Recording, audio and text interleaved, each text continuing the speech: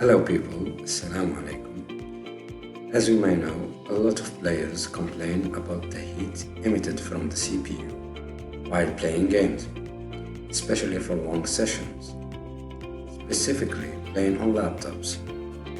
That's because gaming laptops have dedicated graphic cards, which uses more power, thus creating heat. Not to mention the heat from the CPU too. But most importantly, in many laptops, there is no optimal cooling system. I'm speaking about mid-range gaming laptops. Now, enough talking and more doing. In this video, I will show you a quick tutorial to reduce the heat to an acceptable value. I mean between 70 degrees and 80 degrees. Which is the best temperature for the CPU and the GPU while gaming for long sessions. For a start, you need to download a tool called ThrottleStop. You can find the link in the description. Now, after you download the tool, you need to extract it on your hard drive. After that, you just open it. You will see a red warning message telling you that it's risky and everything to use ThrottleStop. Never mind it, it is just to scare people from wrong usage of this tool. You should know that it's perfectly safe to use ThrottleStop for undervolting the CPU and limiting its clock speed. Also, you can undervolt the GPU too.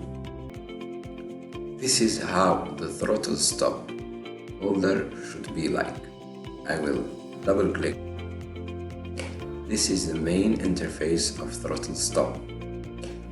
I will focus on three options: the speed shift, the bidirectional processor HOT, and the C1E. Now, the speed shift is a method for governing CPU behavior, which means we can adjust the clock speed on our desired value. We can rise it up or lower it. The speed shift operates with values between 0 and 255. Where 0 means the CPU will prefer its maximum frequency and 255 means the system will prefer running the CPU at its lowest base clock. For the bidirectional processor HOT option, it means when a CPU hits its maximum temperature, like above 100 Celsius, it will trigger an emergency throttling mechanism to reduce the heat by reducing the power the CPU is using. The third option is the C1E. It's a power-saving feature for the CPU. When your laptop is idle, it will drop the frequency and voltage, reducing power usage and heat. It's basically like power saving mode. Okay, let's get into the tweaks. First, click on options. You can see here there are 4 profile names: performance, game, internet, and battery. Just make sure to tick the AC profile and the battery profile, and we just need the AC profile, which is number 1. And don't forget to tick the start minimized and the minimize on close. Also, you need to choose your GPU. If you are using NVIDIA, check this case. If you are using AMD, just check the AMD option. Okay, that's all what we need here. Click OK. Now we click on the TPL button. Here is the menu called Turbo Boost Power Limits. These settings controls how many watts the chipset can draw. You will see here that it is set to 45 and here above 70. Just change it to 52 and 56. And here you will see that it's set to 28, just set it to 1 second. The turbo time limit is the maximum time that the CPU will remain on the turbo boost mode. In the miscellaneous menu, make sure to enable speed shift when throttle stop starts. It's important. You change here the min and max. Change the max to 30. I will explain it later. And click apply, then OK. One last tweak. Click on the FIVR option. You'll see this menu, this interface. We need to check the first profile, which is performance. Here is the turbo ratio limit. It is a turbo boost mode. While playing games, we don't need to overclock to the maximum. So I just set the cores to 30, which means 3 gigahertz. You can change it as you like. For me, the best value is 30. You can change it to 34 as you want.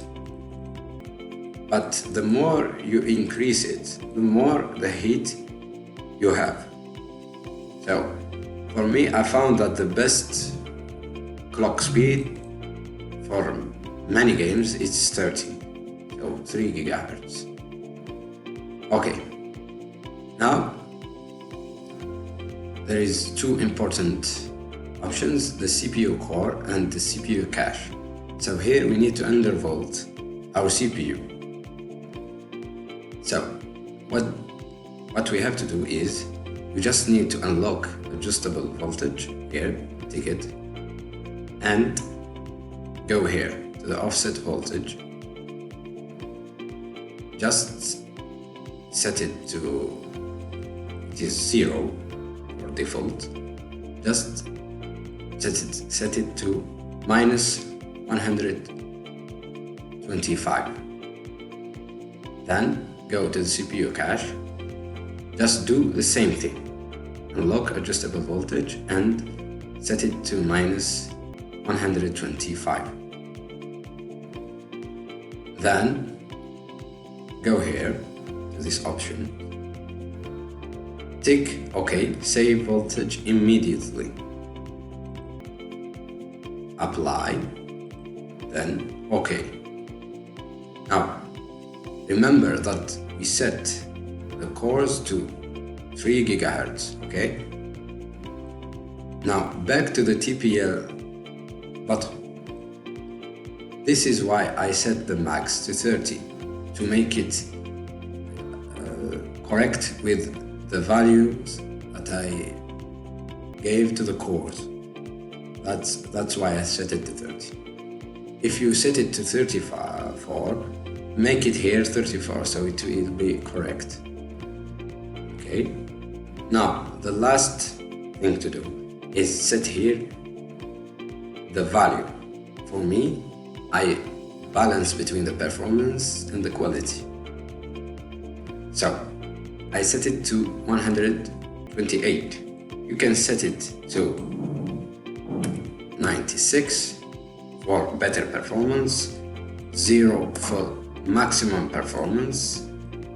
More than 128 is just not suited for performance, it's just for battery mode. You should know that this value cannot exceed 3 gigahertz clock speed. So if you put here 34 and set here 128, it will not exceed 3 GHz. So it's pointless to do that. But below this value, if you set it to 96 and here you set it to 34 GHz,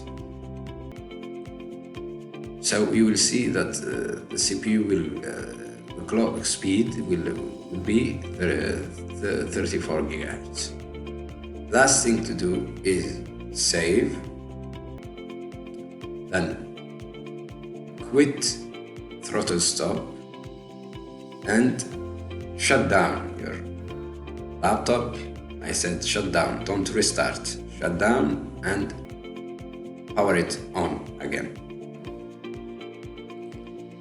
for the configs to take effect.